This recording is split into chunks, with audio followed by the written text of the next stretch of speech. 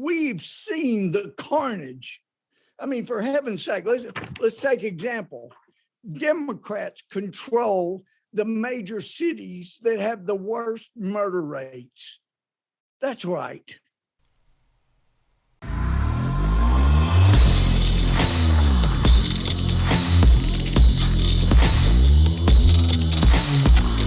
This video is brought to you by MyPillow, MyPillow.com. MyPillow sponsors my radio show, and I wasn't going to even do it on the YouTube channel, but my God, once I laid on them pillows, we got the sheets, we got the bed toppers, we got the slippers, I got the bathrobe, and I said, I ain't going to lie, this stuff is pretty good stuff.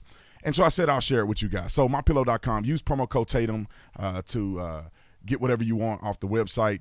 Go and shop now. It's a good way to support conservative, made here in America, all of the above. Like and subscribe to the channel. Hit the bell so you get notifications anytime I go live or make a video. Make sure you still subscribe to this channel, like this video, comment on this video, share this video.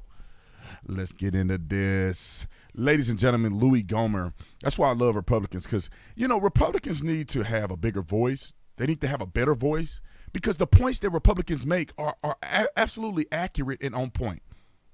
And if the world could hear a fair and balanced perspective from the Republican Party, I think most people would agree. Louie Gohmert is going to go off. And you help me and you help your friends decide, can you find a lie in what he said? Don't listen to me, roll the film. To infer by rhetorical supposed questions, who are you here for? We must be here for the gunman is an outrage. How dare you?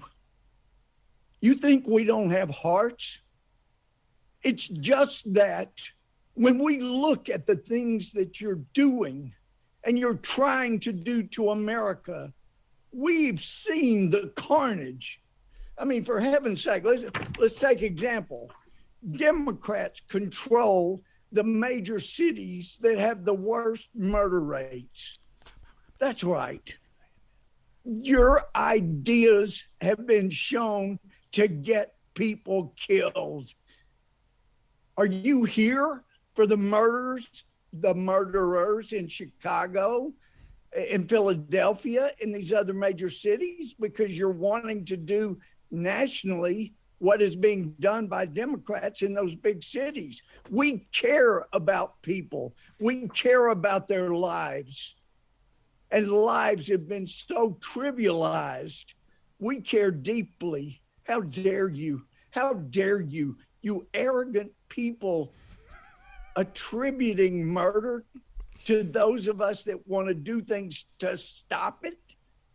Ladies and gentlemen, I couldn't. It's hard to contain myself while I'm listening to Louie Gohmert go off. Can somebody find a lie? I have a paper somewhere over here when I study for my radio show, and I'll get it to you. I'll try to find the source of it. But it gave the top 50 most dangerous cities in the United States of America, and Democrats own the top 15 or 20 before there was like one or two Republican-run cities by mayoral run cities. And then the rest of them were Democrats. Out of the 50 most dangerous cities, I think like 2 of them are Republican. But the top 15 most dangerous cities in the United States of America are run by Democratic mayors. Like, I don't understand how people, and maybe people do understand this, but maybe the media tricks you, because you know the media lies all the time. But the media isn't talking about the fact that a lot of these policies that are put or that are going to be implemented federally are already implemented statewide, citywide in many of these Democrat cities. New York City, New York State is the most difficult place to buy a gun, in my opinion, based on the information that I have. You can't just go to a store and buy a gun.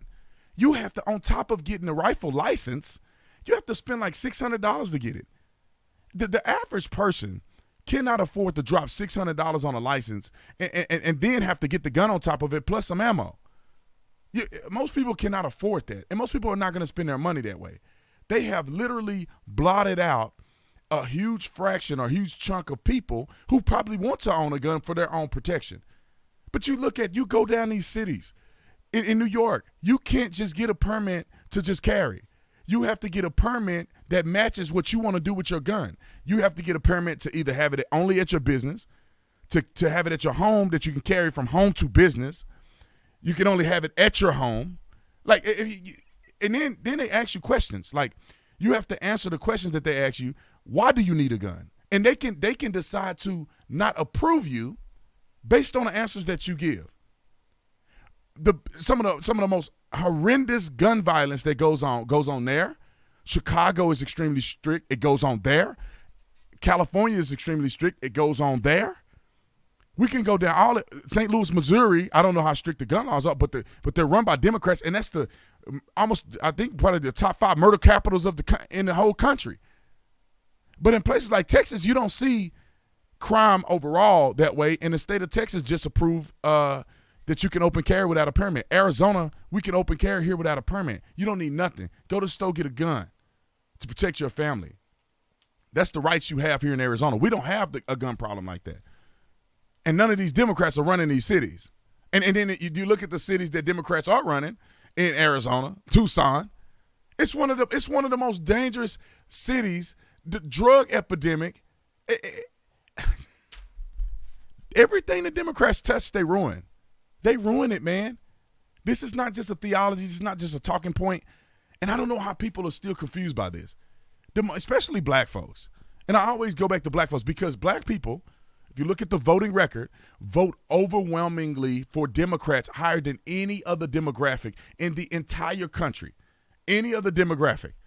Black people are voting for Democrats at 98, 99, 92%. Nationwide, it's well above 80. I mean, well, it's like 90-something. And then Trump's last run in 2022, I think it dropped a little bit before that, so it's over 80%. Just overwhelmingly vote for Democrats. And you look at the black communities in inner cities in America are the most dangerous places to live. People are still complaining about not having opportunities. People are still complaining about the violence. People are still complaining about the schools. Your mayor's black, and your mayor's Democrats. What's the excuse? There is no excuse because these Democrats are running the country into the ground, and they want to do what they've done locally. They want to do it federally. They want to have all of these restrictions, and we know, you know, Stevie Wonder knows, even though he can't see, he can still see that if you do it on a national scale, we're still going to have major issues. And I'm going to finish it with this, and I'm going to give these stats until I'm blue in the face. Ladies and gentlemen, if you change the background checks, what are you going to include in the background check that's going to stop this stuff? If a person does not have a criminal record yet, or they haven't been caught for the crimes that they've committed, they're going to pass any background check unless you're going to discriminate. And you're going to say black men in America commit over half of the murders and over half of all violent crimes, and you're going to discriminate against them? Is that how we're going to do our background checks? Because if you go off of whether a person is mentally ill, if they have not been petitioned, there's a lot of people that's crazy that nobody's even bringing to the table. The kid in Uvalde was crazy, but nobody said anything. He never was petitioned. He never had a record of mental illness, even though he was crazy. All of these shooters were deranged and crazy. But because people don't turn them in, they don't get petitioned, they have no record. And so it's not going to get caught on the background check. You could be out here thugging, you could be out here shooting people, killing people, and if you never got caught, you don't have a criminal record. And you go buy a gun legally. So what are you going to do, ban all guns? That's what they're going to have to get to. You see the guy in Tulsa, they say he bought a rifle an hour before the shooting. He had a rifle and a handgun. They don't want to tell you he had a handgun too. He had a rifle and a handgun. So what? He ended up buying both types of guns. And he passed the background check. You know why? Because he probably wasn't crazy until he had back surgery. And the drugs and medication and the anger probably got the best of him, and he went and killed people over an isolated incident. That's not going to get caught in a background check, and it's not going to get caught if he didn't have a rifle. He could have had a handgun. If you ban our rifles, he just used the handgun. He only had a few people he wanted to kill. Unobstructed without security, he could go in with a handgun and do the same damage. I'll give you another example. People aren't talking about this. There was an active shooter situation at a church and I can't remember where it's at. I got a lot of stuff in my mind. But there was an active shooter at a particular church. I think it was in Wisconsin or somewhere like that. The guy came up with a handgun. It was a dispute, a domestic dispute. And what happened was he ended up, think about this. He got arrested, or he had a restraining order put against him after a breakup with a girl. He went to jail, I believe. He gets out, he bonds out, he goes and kills the girl.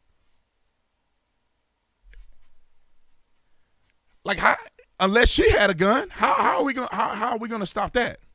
Not letting them bond out, I think that's one. But I bet you $1 million in the state when you get convicted or you get a restraining order, especially in the state of Arizona, you can't carry a gun. They confiscate your gun. You have to turn in your guns. Now, what if you don't want to turn in your guns? What if you turn in 2 guns and you still have 3 other ones that you got hidden somewhere? Laws are not going to make the difference that people think they're going to make. They're really not. Anyway, links in the description section. Get to my pillows. I love you guys. See you on the next one. I'm out.